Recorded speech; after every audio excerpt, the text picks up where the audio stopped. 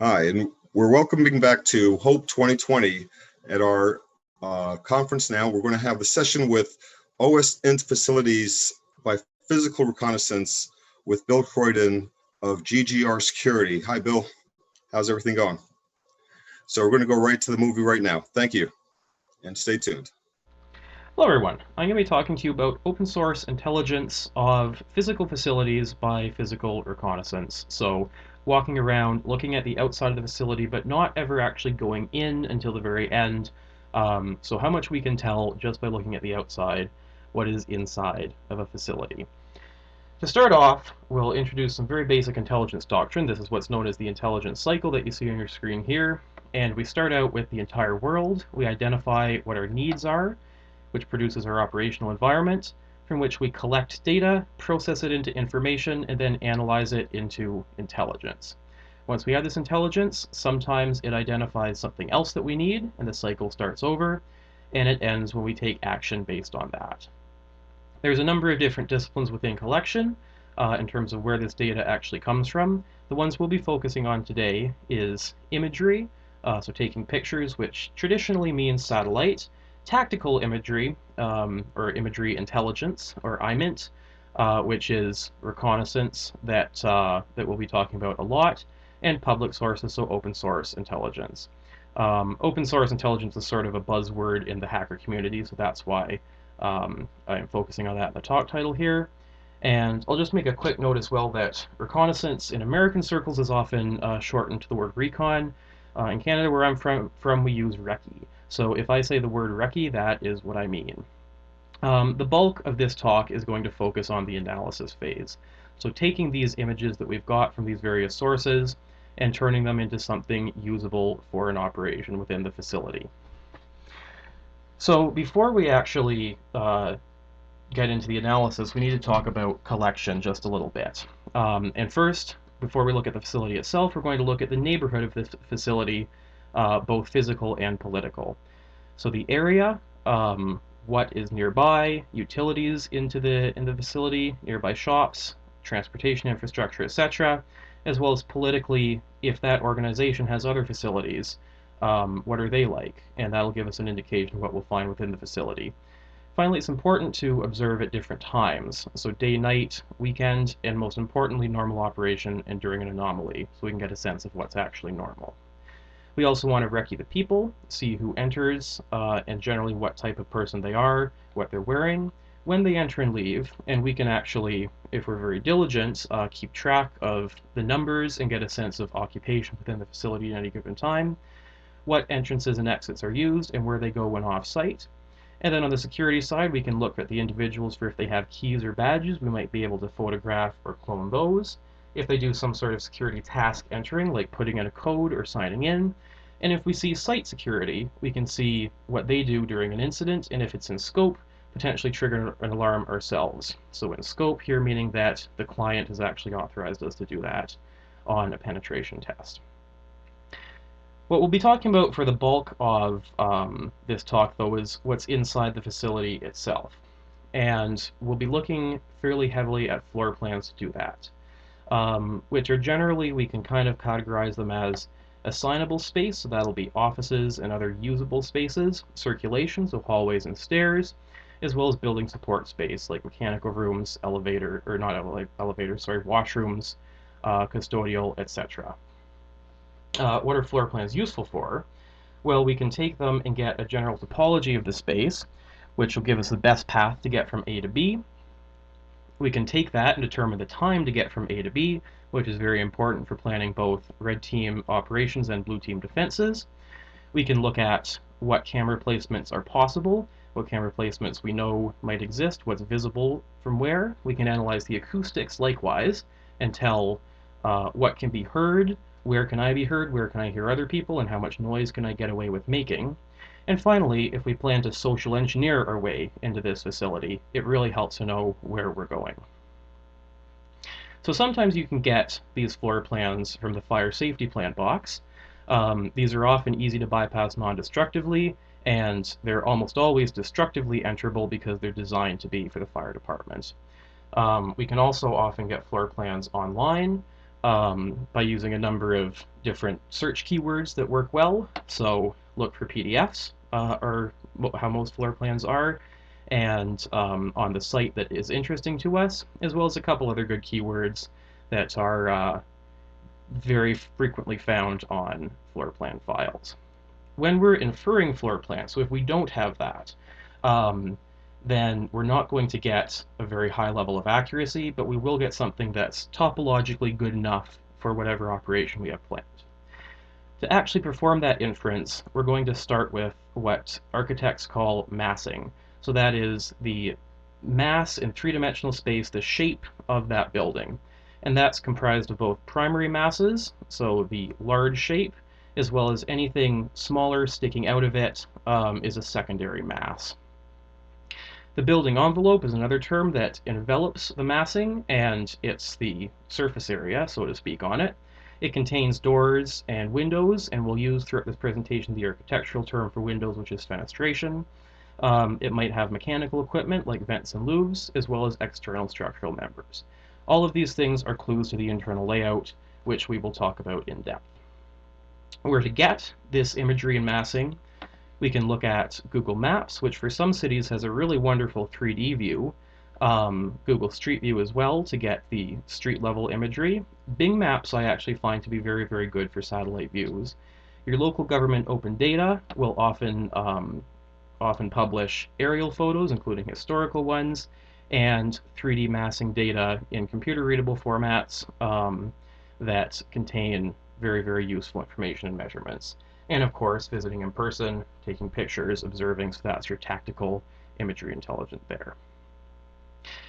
Beyond the massing, to determine what's inside of a building, the usage is incredibly important.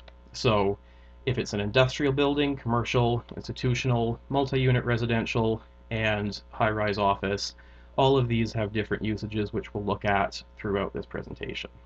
And the layout depends on that and the massing. So warehouses, for instance, tend to be large and flat, of course, and most of the inside is large open space, but of course there will be racking within the warehouses. How is that racking arranged? Well, it's hard to tell, but you can look for the loading dock, and from that loading dock you can infer that the main aisle will come out from it, and it'll give you some sense. There's also often an office space on one side of the warehouse, and you can tell where that is by the fenestration. For commercial facilities, so storefronts, the frontage is what's valuable there. So they tend to be very long and deep without a large frontage. And within them, that floor plane is now very linearly constrained. And we tend to see usually a single barrier between the front where customers go and the back. For larger retail spaces, you see that as well. Because the back tends to be like a warehouse, so it's an open floor plan, and the front as well to encourage customer circulation. For institutional buildings, we'll start by looking at hospitals. This is a very, very typical turn-of-the-century hospital architecture.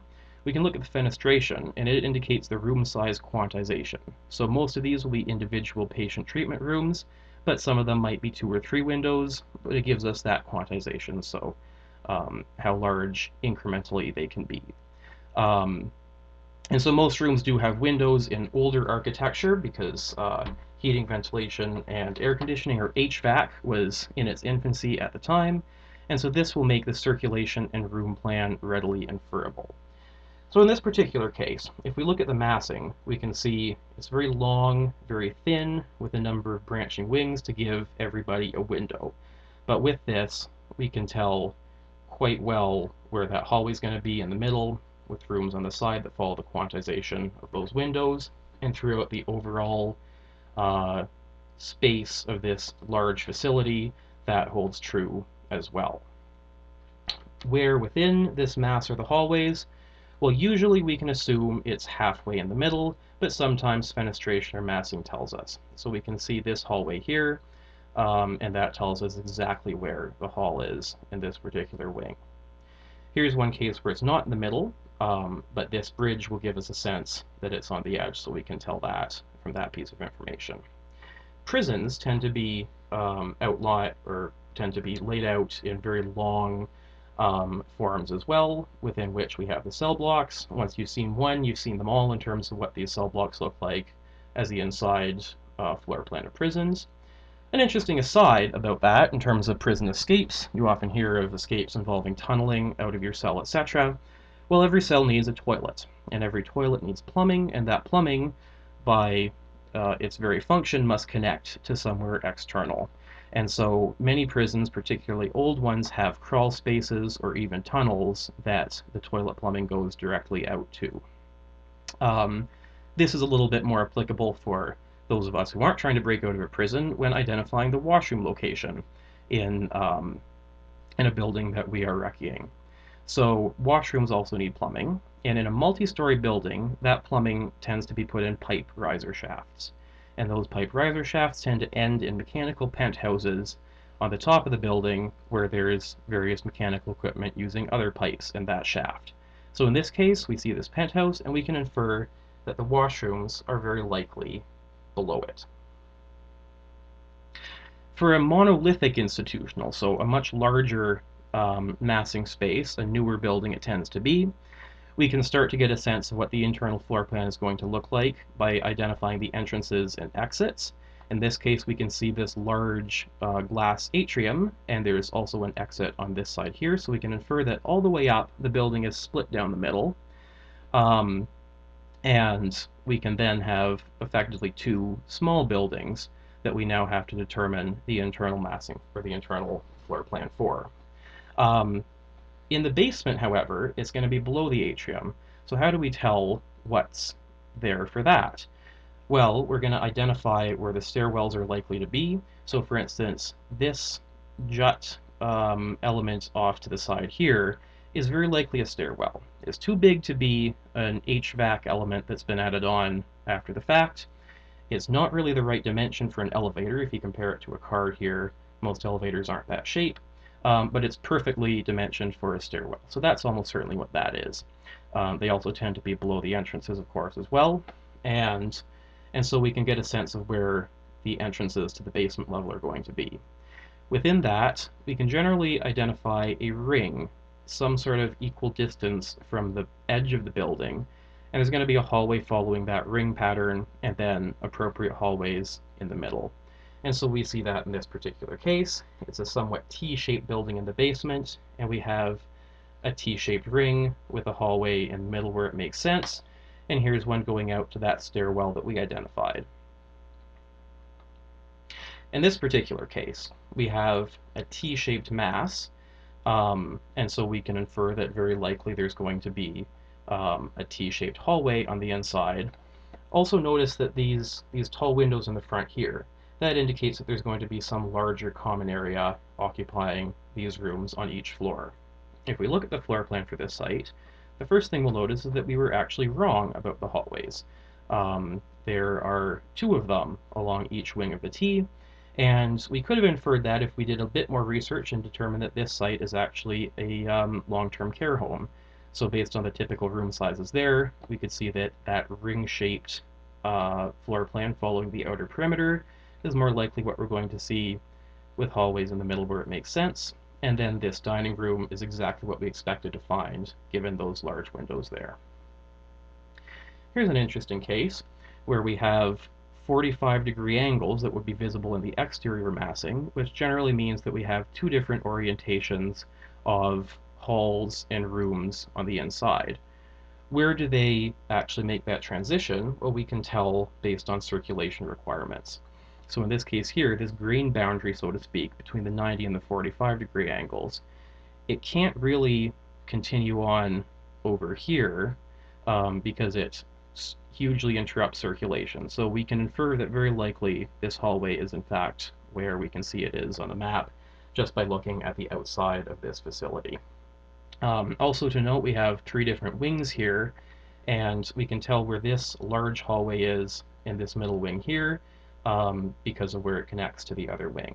And so that gives us this larger hallway, and then these smaller ones in the remainder of this monolithic wing follow this ring pattern a certain distance from the perimeter. Let's talk a little bit about high-rises. There's a lot of things that are often stacked in high-rises. So elevators obviously do, structural columns and stairwells. Washrooms, as I mentioned, they have that pipe space behind the toilets. In this case, the pipe space is right here.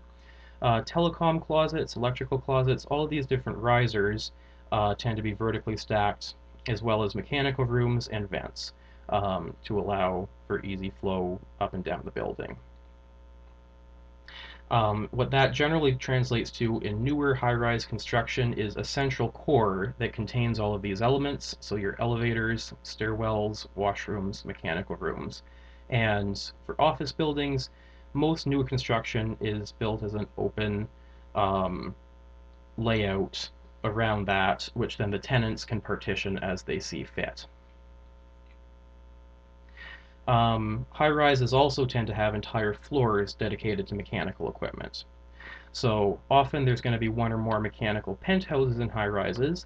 You can see one on this building to the rear here. The fenestration only extends so far up that above that to the roof is likely a mechanical penthouse. And low-rises would have that HVAC bare on the roof, which we'll look at later. Mechanical floors can exist partially up the building as well, so this tells us that there's not generally going to be occupiable space on this floor, and many buildings have mechanical basements as well. In terms of those mechanical penthouses, now that you know what they are, you'll start seeing them everywhere. Anywhere the fenestration doesn't go all the way up, you can infer that's what's happening. They're also often very cleverly integrated into the architecture, so this triangular element here, and these windows that are not fenestration glass going up to the top of each of these buildings. In terms of what high-rise residential floor plans tend to look like, they're going to be a central core as well with your stairwell, elevator, and building support systems, and often a ring-shaped corridor tightly surrounding that, or sometimes a U-shape that gives access to each of the units in that building. For older buildings, where we can't infer that the stairwell is likely in the core, how do we tell where that's going to be? Well, in older buildings, the stairwells do tend to be on the outside of the building. Part of that is for fire egress reasons, and so you also see doors at the bottom of many stairwells.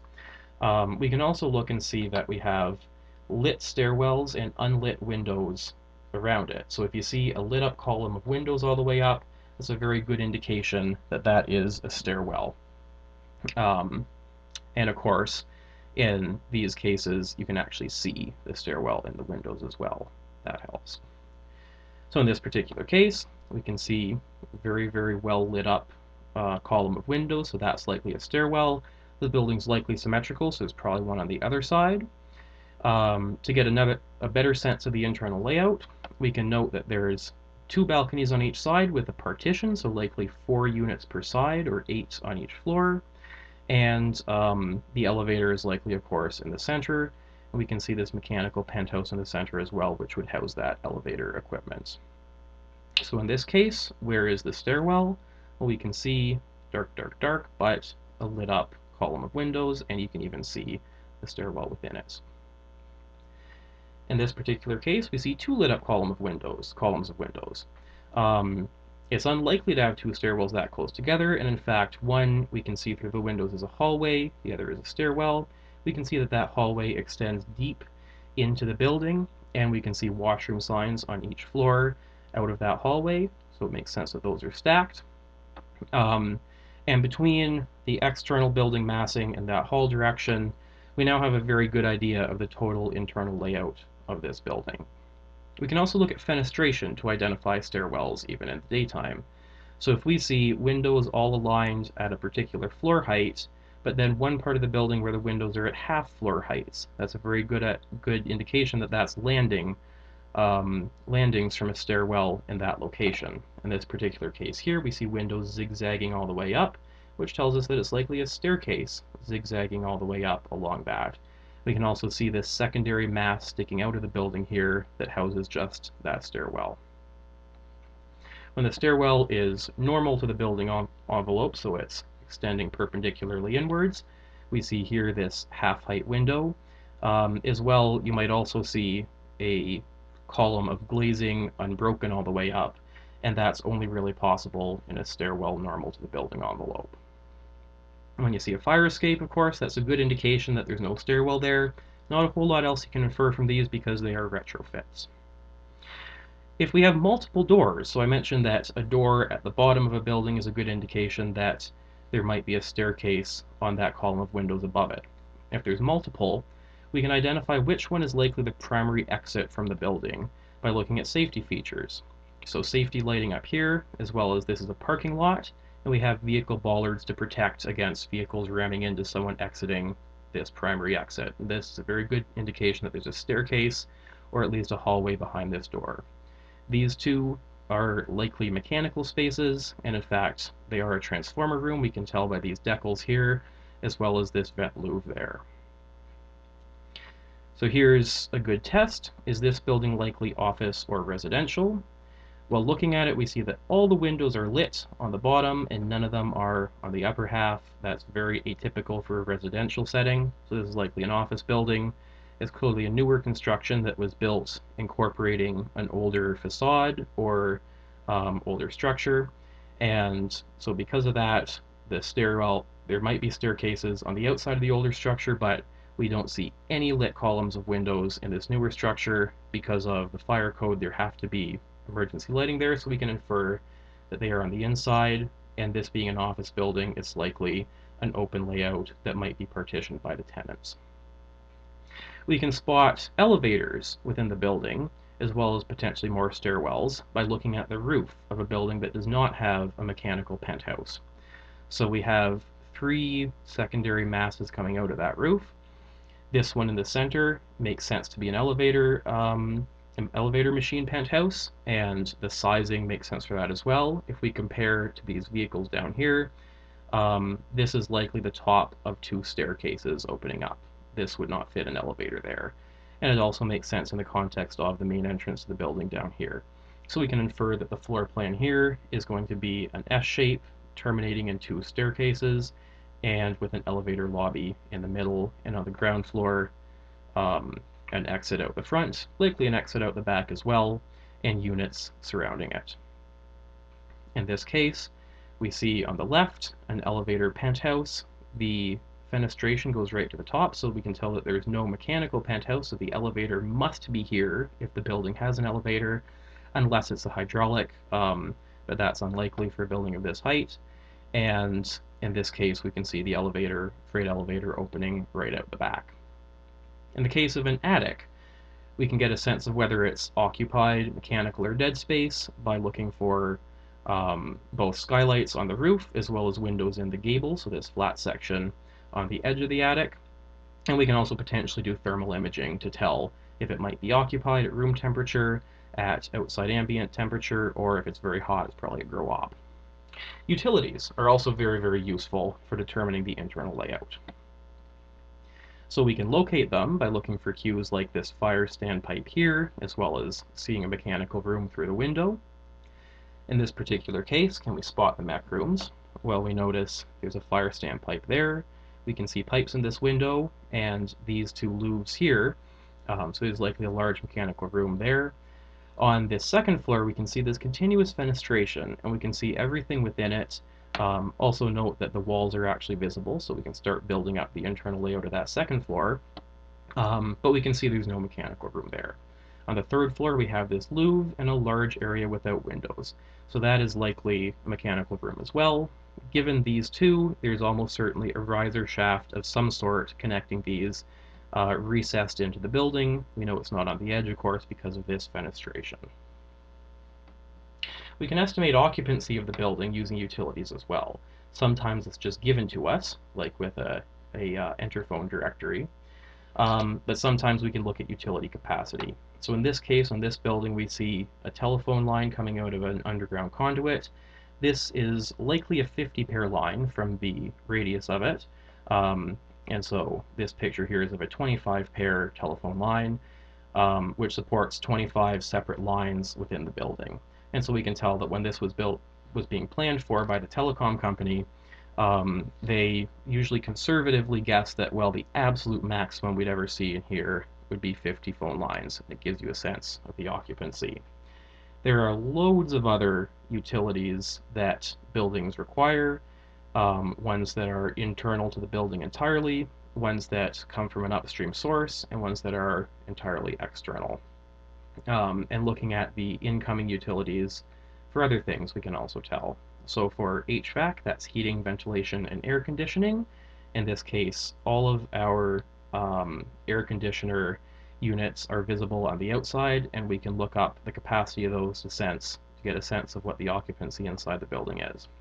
If you ever see a large box like this on the roof of a building, this is a cooling tower.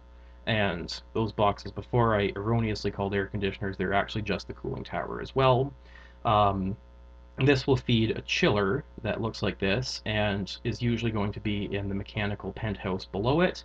And by the capacity of these cooling towers, you can estimate what the cooling requirements for that building are, which gives a sense of occupancy and activity level. We can also spot the incoming transformer room. So this is a grade level transformer vault. It has the power company's locks on it, as well as decals. We might have a pad mounted transformer exposed to the elements outside, and we can read directly off of that what make it is and what its capacity is. And we also might see these below ground transformer vaults here. They universally look like this. So now that you've seen this talk, you're going to start seeing these everywhere. Based on the size of a 1 or a 2 transformer vault, we can get a sense of what the capacity is going to be. And based on the position, we can get a sense of where the building's mechanical room will be. So this is a fun picture of how they actually maintain the transformers here. They're going to crane lift off these concrete slabs and crane lift in a new one. And on the inside of them, we have power coming from upstream in these conduits, which then gets sent to a conduit to the customer building. So again, by placement of these transformer vaults, we can get a sense of where the electrical room in the building is. And of course, we have overhead lines as well, and they're going to come from the power poles to pipes or conduits along the building, and we can get a sense of where within the building their electrical room is as well from that. Buildings might have standby generators as well. They look like this. We can't usually see them from the outside, but what we can observe is the diesel refueling stations, which look something like this. This indicates that it has a standby generator within it, as well as where it likely is. And so that'll give us a sense of what the general criticality level is of this particular building. We can also observe the water shutoffs to get a sense of where the incoming water mechanical mech room is going to be, as well as gas shutoffs and meters. We can look for sewer cleanouts to get a sense of where the sewage runs out of the building. And we can also look for security features that were deliberately engineered into the building to get a sense of what's inside of it. So in this particular case, the two most salient items are this very bright glare lighting here, as well as vehicle protective bollards. So these bollards are to protect against vehicle impact attacks, as well as truck-mounted bombs. Any building that has that in its threat model is likely something fairly serious. Like in this case, an American flag in Toronto is likely a consulate, which it is. So that was public knowledge anyway, of course. But for obvious reasons, I can't give you an example that is not public knowledge. And as an extra bonus, we have these half-height windows here indicating a stairwell. So let's look at a few case studies. We have here a event space. Its first floor is commercial tenants, we can tell by looking at it, and it was built in the 1850s.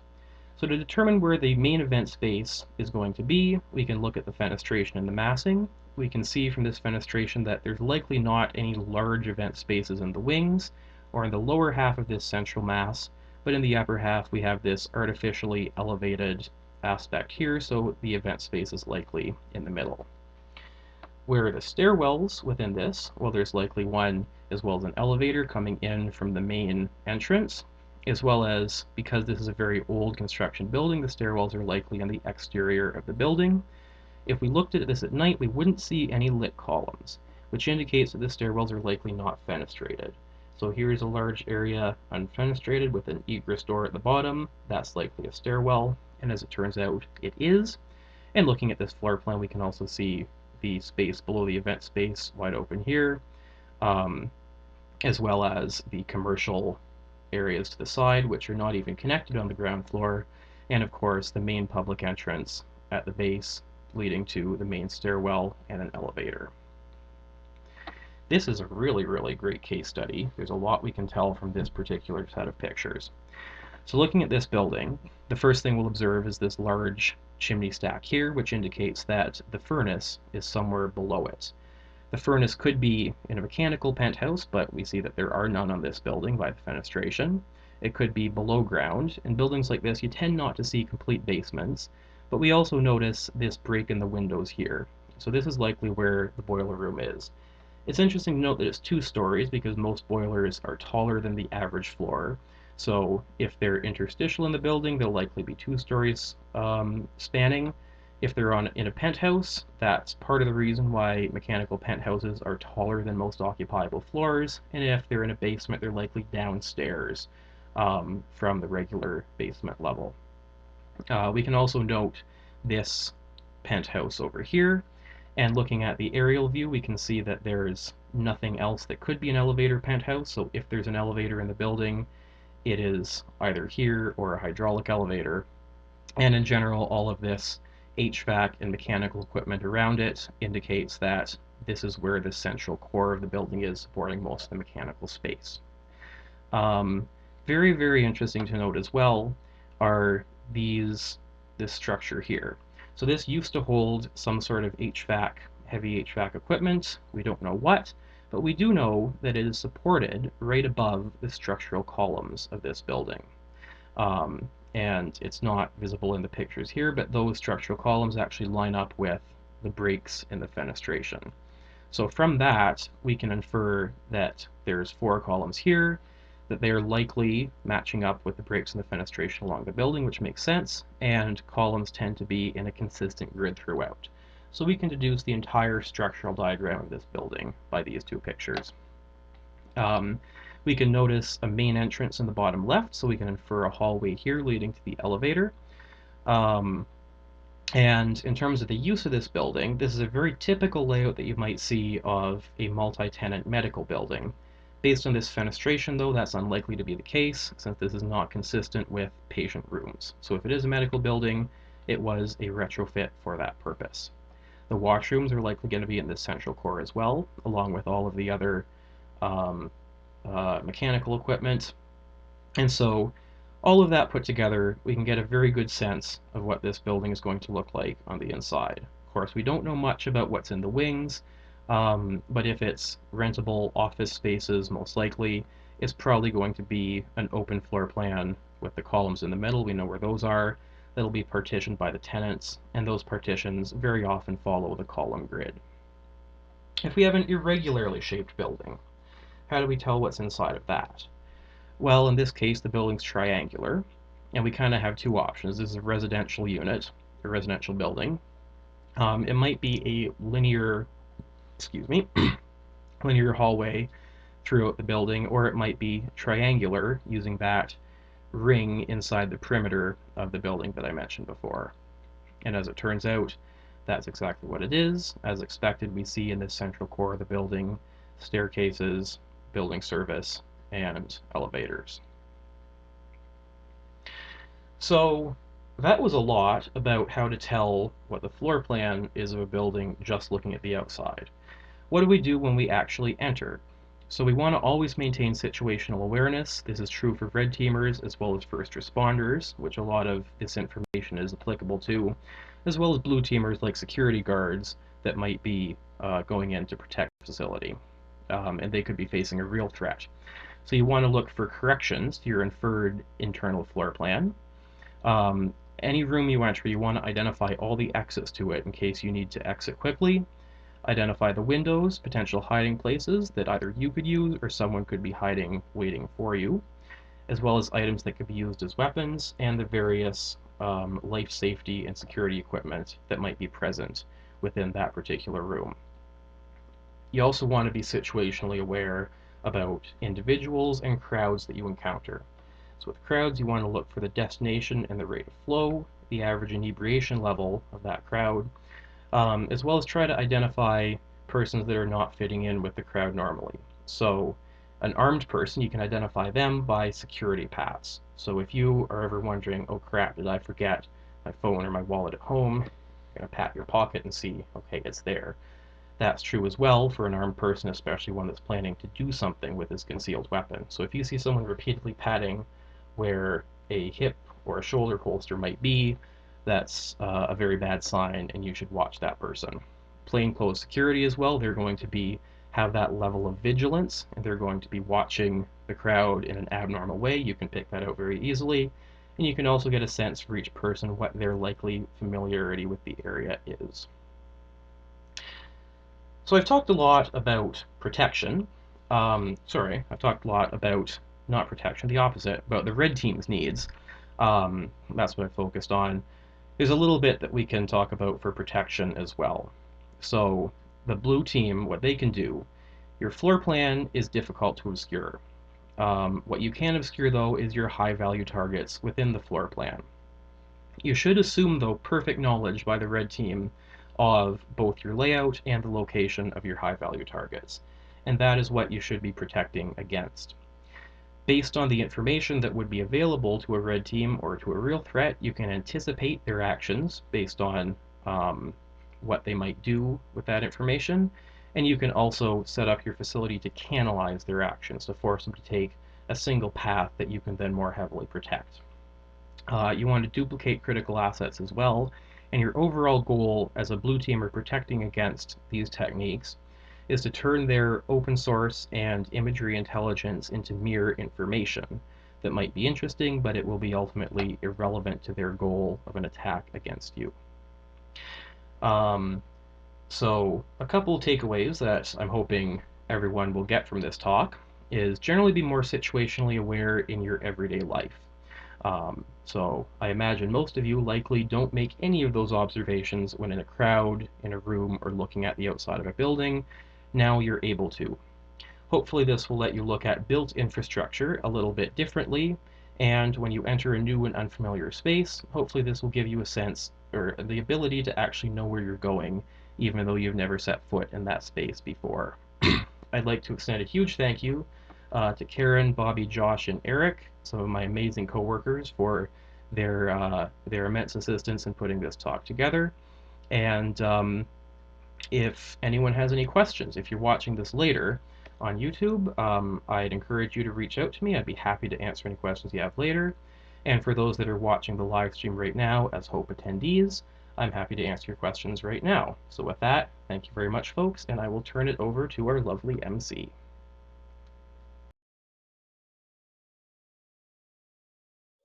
Hello, and welcome back to our talk with Bill Graydon of GGR Securities, who just presented an incredible discussion about open source intelligence by physical reconnaissance. Thank you, Bill. That was really a great show. Yeah. So, is there anything else that you'd like to add to the video before we start taking questions? So I guess one small thing that I realized after the fact that I'd forgotten to properly explain was the significance of elevator penthouses in terms of hydraulic versus traction elevators. So there's those two main types. Hydraulic elevators are driven by a big ram in the bottom, and their penthouse, well, it's not a penthouse, their machine room is in the basement usually. But because that ram has to extend an equal distance into the ground, you don't see that in high rises at all. They tend to be lower 2 or 3 story elevators, and as well very old buildings. That technology didn't exist. Every other elevator needs mechanical penthouse above it, with the exception of some very modern ones that generally are terrible. But that way you can tell if there's no mechanical penthouse expanding on the entire building's floor plan. You can tell where the elevators are by seeing that stick out. So I thought that deserved a little bit of an added explanation. Other than that, though, I'm good to start fielding questions. Great, thank you. We'll get right into it. Our first question is, are there recommendations for methods to fake external building layout with fake external egress and elevator/roof layout/access? I was thinking about Hotel Penn would be entertaining. That's a great question. So the answer is there are methods, and it's, I could probably go on for hours about different case studies and ways that you might do it. It is highly case specific. So the best way is to, you can obscure some things. So omit windows where they might otherwise be, and without that fenestration cue, there's a lot less that can be determined. And then base the massing, say, to look like something else than what's actually inside of it. And so what you do is get people who are experts in reading buildings in the type of way that I've talked about. So firefighters and military tend to be very good at that. You get them to look at the plan and say, what do you think would be in here? And if they think it's something totally off, then you're doing a good job with that. In general, for non-military installations, like that's where you want to be focusing on sort of the deception element. For anything other than that, it's usually not a significant enough problem within your threat model to warrant such drastic changes. It's often easier to obscure what's actually inside the building. So, for instance, with the HVAC exposed on the outside, that gives you a very good sense of what's going on inside. Enclosing your mechanical space, enclosing that HVAC in some sort of facade is a good way to obscure that, and as well, it gets a buy-in from the architect of the building, because usually the architects and the security engineers are really at each other's throats about that. So that's one way. But yeah, so obscuring for civilian buildings is usually best. As I mentioned, though, you're generally better off obscuring what you're actually protecting inside rather than the layout itself.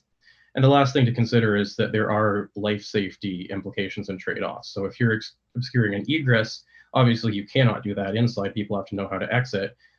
If you have what looks like false exits on the outside, that has implications as well, because if there is a fire call to your building, firefighters are going to go potentially to the wrong exit, waiting for victims to come out or to force entry in. And so it could create a massive problem there. So there's a lot of things to consider, and usually this stuff is very interesting for physical red teamers to get information about the building, but it's not a big enough part of your threat model usually to warrant massive changes like that. Got it. Thank you. Is there any public repository of building plans, like a kind of Wikipedia for buildings that people can contribute to anonymously? Not that I know of.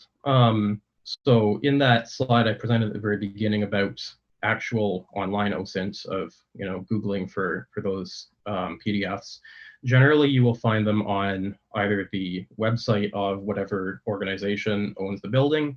The closest thing to that public repository would actually be government tender websites. So any government contract has to go to a public tender, and that public tender includes all sorts of details about what it's going to entail, including architectural floor plans, usually a bunch related to that, like HVAC and structural plans as well. So those have it. Major construction firms often have those files up on there as well. Of course, that's not intended for that purpose, but it's a good place to find them.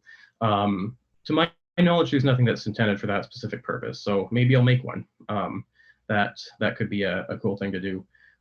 So I guess keep tabs on my online activity, and I'll let you know if that ever comes to fruition. Okay, thank you. The next question is any comment on movies that get physical security really right or hilariously wrong? It's a great question.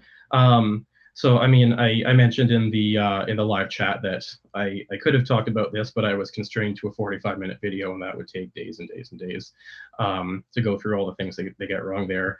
I mean, not just physical security in terms of stuff like what I talked about, but I talked about, for instance, how you match the external envelope of a building to whatever's inside of it. That's something that, security considerations aside, most movies get wrong. Their external set and their internal set often have a lot of discrepancies if you know what to look for. So just about everything I talked about today in a movie does not apply at all. But there's loads of examples where physical security is, they might do something that's not really possible. The biggest thing that I see with movies that gives people the wrong impression of physical security is not necessarily that something is wrong or impossible, but it's just so far out of your threat model that if you're worrying about stuff that's cool enough to show into a movie, you're probably worrying about the wrong things. Got it. All right, thank you. All right, we've got time for a couple more questions. The next question is, are there any sorts of buildings that are naturally hard to infer the floor plans of, even without any deliberate attempt at obfuscation? That's a great question. I guess the two that best fits that description is, I talked a bit about monolithic buildings, which tend to be institutional or industrial. And so a monolithic institutional that has, your fenestration on the outside that gives you room quantization, and that's about it. But, if it's a giant 100 meter by 100 meter, by a couple of stories tall box with an enclosed mechanical penthouse at the top, you really have no idea what's going on inside of that box.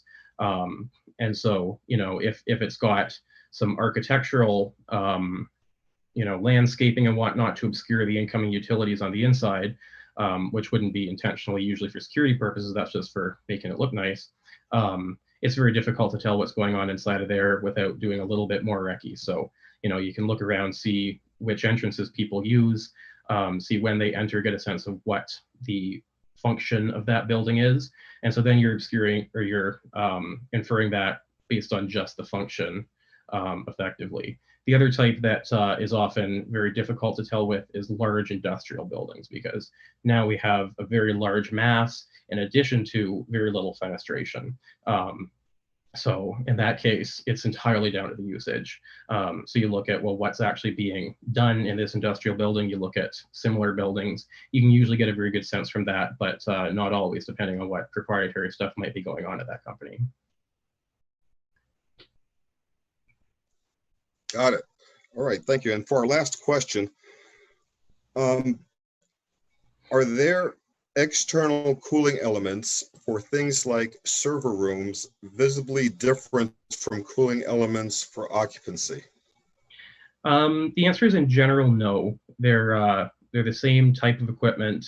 In particular, the things that are visible on the outside, such as the cooling towers, are all the same. Because that technology works with. The cooling towers are going to lower the temperature of your water glycol mixture to the limit of evaporative cooling. And then below that, you need to use chillers that tend not to be exposed or visible. So whatever temperature is the final ultimate temperature is hard to infer. What you can get some sense from, though, is the capacity. So for instance, data centers tend to be very obscured. They'll usually not have anything indicating what they are or the title of the company that owns them on their street sign, for instance. People like to not advertise where their millions of dollars of equipment data centers are. But you can look at the cooling capacity on the roof of it usually, or sometimes a mechanical space out the side. And if you can see that this building is getting cooled down with such extreme vigor that, whatever happens in there, it must be like this gym operating 24/7 with 1,000-person capacity. That doesn't make sense. So you can infer that it's probably a data center based on both the layout of the building and, of course, you can look at the incoming utilities. It'll be very well served by communications lines.